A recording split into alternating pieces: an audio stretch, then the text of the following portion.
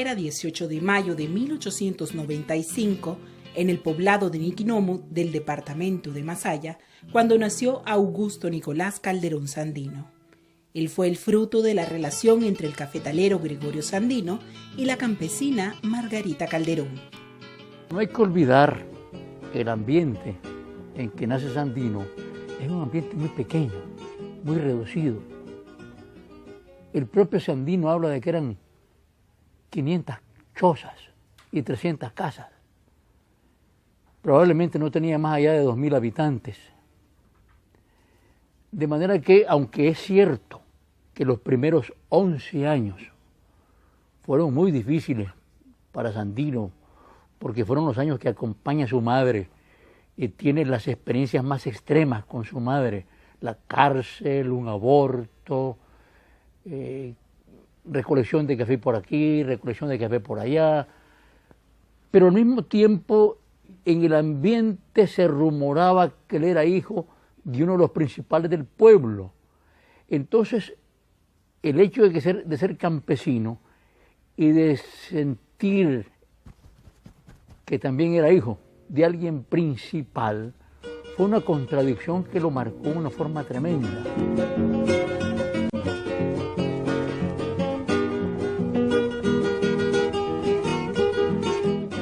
Augusto C. Sandino tenía 3 hermanos, Antonio, Julio César y Fernando, además de 3 hermanas, Manuela, Carmen e Isabel. En sus primeros años de vida, trabajó junto a su madre recolectando café. Fue en este tiempo que sufrió 3 tipos de humillaciones que marcaron su vida y lo motivaron a liderar la liberación nacional de la intervención yanqui. La primera humillación es la que ya mencionamos, el hecho de ser hijo de un principal y al mismo tiempo de una señora muy pauperizada y sentirse en un ambiente que no le correspondía, una crisis emocional muy grande. Esa es la primera humillación. La segunda humillación es lo que llamamos una humillación cívica, que muy poco se menciona, porque Sandino nace en un pueblo, qué sé yo, milenario, que se llama Niquinomo, como todos sabemos, pero que los conservadores le cambiaron el nombre por La Victoria, para subrayar una victoria pírrica que tuvieron allí mismo en Niquinomo contra los liberales. Entonces el pueblo de Niquinomo nunca aceptó el cambio, pero finalmente era una humillación cívica. Tanto que siempre se siguieron llamando Niquinomo, aunque los documentos oficiales dijeran La Victoria, como es el caso del acta de nacimiento de Sandino. Y una humillación nacional, que es el asesinato de Benjamín Celedón por parte de las fuerzas extranjeras.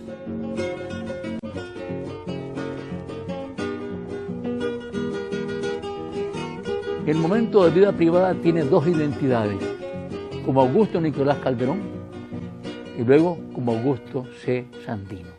Nunca existió, ni legal ni socialmente, el nombre de Augusto Nicolás Calderón Sandino. Eso es una invención a posteriori. Tampoco existió el nombre de Augusto César Sandino. El César se lo atribuyen los que lo admiraban. Él siempre dijo que Augusto era su nombre, que C era de su madre Calderón y Sandino por el padre.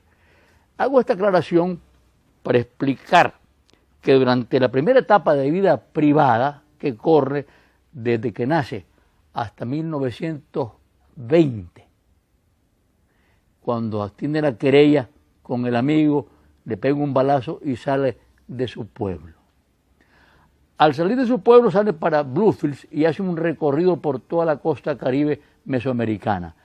Pero al momento que llega a Bluefields, se cambia de nombre.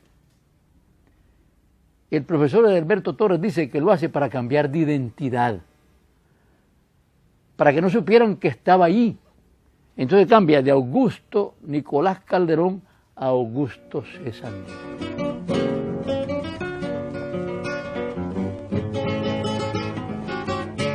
Por un par de años, Sandino incursionó como marinero. Después que llegó a Bluefields en la costa atlántica nicaragüense, siguió su ruta hacia La Ceiba, en Honduras.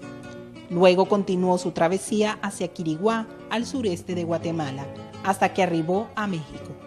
En cada uno de esos lugares trabajó con compañías extranjeras como mecánico. Imagínese usted lo que significa participar en huelgas sindicales por mejores salarios, pero sobre todo por la soberanía nacional, porque las compañías dominaban esos países, dominaban no tanto en Nicaragua, porque la compañía viene muy tardíamente a Nicaragua, y él, aunque trabaja en la Cuyamel, en Bluefields, estaba recién instalada. También hubo una huelga en 1921 cuando estaba en Bluefields, y luego pasa a Honduras, y la cosa en Honduras fue tremenda, igual en Quiriguá, en Guatemala. De manera que hay una lucha sindical permanente, pero que es una lucha que no solamente es sindical, sino también nacional, por la soberanía nacional. En Centroamérica no era activista, pero en México sí. En México participa de los círculos de estudio, incluso, que existían en la región donde él se afincó.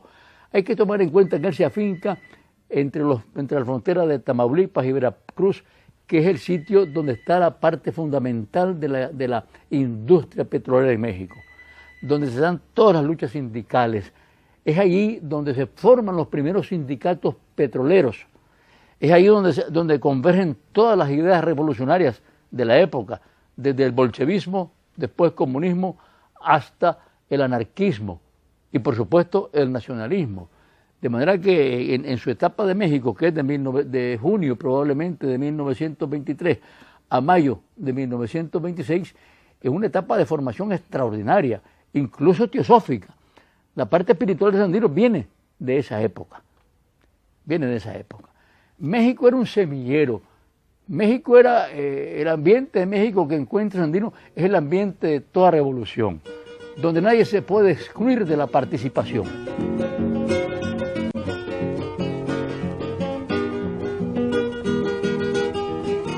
Augusto C. Sandino fundó el 2 de septiembre de 1927 al Ejército Defensor de la Soberanía Nacional de Nicaragua, con 29 hombres que participaron en la Guerra Constitucionalista de 1926 a 1927. Esta fuerza militar era de carácter popular, integrado voluntariamente por campesinos y obreros, que aprendieron el arte y la ciencia militar en la marcha de la guerra. A la vez, se rigió por principios de libertad, dignidad, soberanía, independencia, progreso, paz, democracia, nacionalismo, antiimperialismo, latinoamericanismo, justicia, unidad y solidaridad. La creencia popular es que Sandino participe en la guerra constitucionalista desde mayo del 26 hasta mayo del 27, pero no. Él participa más o menos de octubre del 26 a mayo del 27. Y participa, si bien es cierto que en apoyo a la revolución liberal, y si bien es cierto que él se asumía como liberal, participa como una fuerza independiente. Es hasta mayo del 27, cuando Moncada está en una situación militar muy difícil en Boaco, que Moncada lo convoca, lo conmina, incluso lo amenaza, que él baja de Jinotega a salvar a Moncada y lo salva. Pero luego viene la traición de Moncada inmediatamente después de eso, el 4 de mayo de 1927, luego viene el regreso de Sandino a Jinotega y luego viene el inicio de una nueva guerra. Sandino cambia la naturaleza de la guerra, de una guerra civil entre fuerzas políticas nacionales para dirimir contradicciones internas, a una guerra de liberación nacional, entre la nación-pueblo contra el imperio.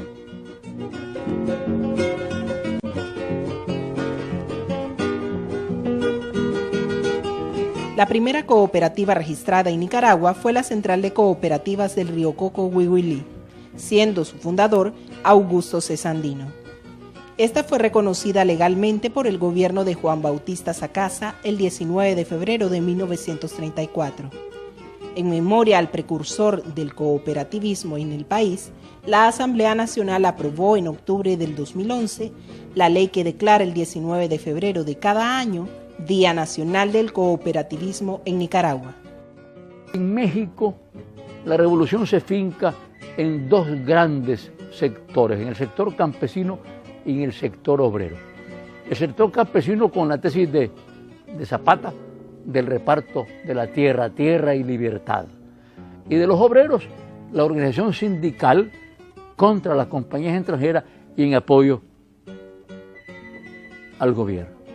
Eso trae la idea de cómo organizar, que no la completa porque está muy ocupado con la guerra, pero en 1933, que se dedica a negociar la paz, en 1933, desde finales del 32, que se dedica a negociar la paz, empieza a pensar en un proyecto de desarrollo económico propio para Nicaragua. Y como había tenido una experiencia muy cercana con los misquitos del río Coco, una situación minera, ahí sí, minera, pero también agrícola, entonces él le propone a Sacasa, que era el presidente, el desarrollo de cooperativas agrícolas y mineras. Es el proyecto de desarrollo económico nacional de Sandino, aparte del proyecto político ideológico que tenía de nacionalismo y antiimperialismo. Lo completa con las cooperativas en el río Coco.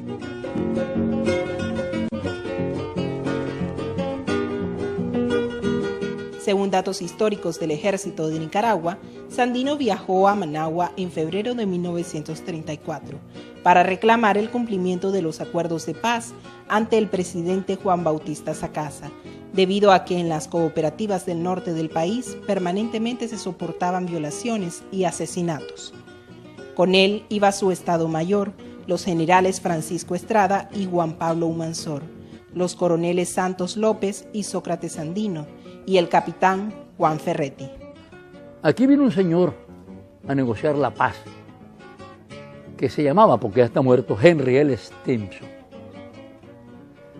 Este señor regresa a Washington con la seguridad que había logrado la paz. Porque aunque él sabía que Sandino no había aceptado los términos de la paz y se había ido para el norte, Moncada le había dicho a Stimson: no te preocupes, porque esos son unos vagos. Las huestes de Sandino son mercenarios hondureños, van para Honduras a vender sus armas y eso se termina. Pero claro, como no sucede eso, sino sucede exactamente 7 años de guerra y Sandino les gana la guerra a los Estados Unidos, hay un dato muy importante que muy poca gente lo sabe. En el Pentágono hay un salón que se llama Salón de las Banderas, están todas las banderas. En el lado derecho está la placa con todos los triunfos habidos del ejército norteamericano en el mundo. Y en el lado izquierdo están 2 fracasos: Nicaragua y Vietnam. Está escrito ahí. Entonces, el impacto de la derrota de Stimson, porque fue una derrota el hecho de que Sandino hubiese supervivido en términos militares y triunfado.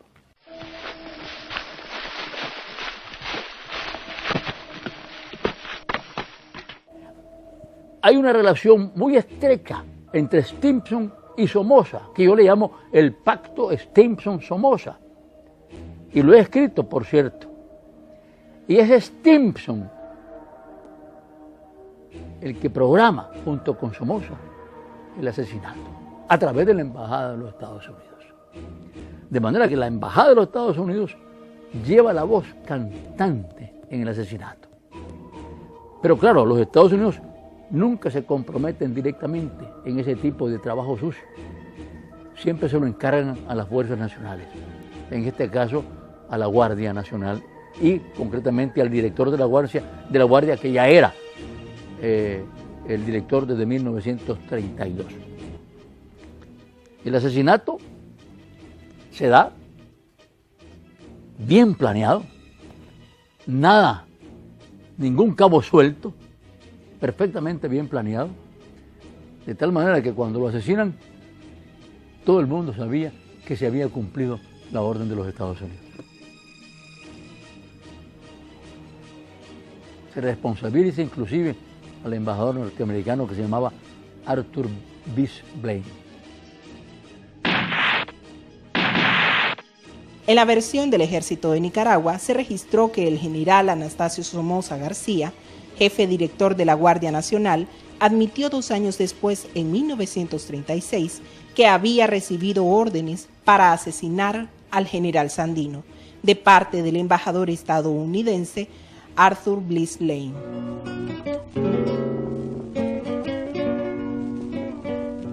El ejército nicaragüense ha publicado sobre este asesinato que por órdenes del general Somoza García, un destacamento de la Guardia Nacional al mando del capitán Lisandro Delgadillo y del subteniente Carlos Eddy Monterrey, se llevó a Sandino, Estrada y Humansor al monte llamado La Calavera, en el campo de la Reinaga.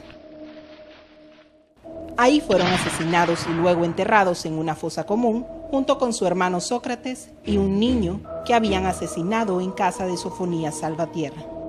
Hay un cúmulo de información, casi precisa, casi hecha por ingenieros. ¿Dónde están los restos? ¿En qué sitio? ¿En la aviación? ¿En lo que es actualmente la escuela? Digo, la Policía Nacional en Ayax Delgado. Pero la verdad es que no están en ninguna parte. Sandino, la falta de encontrar los restos de Sandino han creado el mito. Personalmente yo creo que su cuerpo fue decapitado, la cabeza se la llevaron a Washington para demostrar que lo habían matado. Nunca hay que olvidar que el imperialismo actúa de esa manera. Por ejemplo, al Che le cortaron las manos, ya era más moderno. Era más moderno.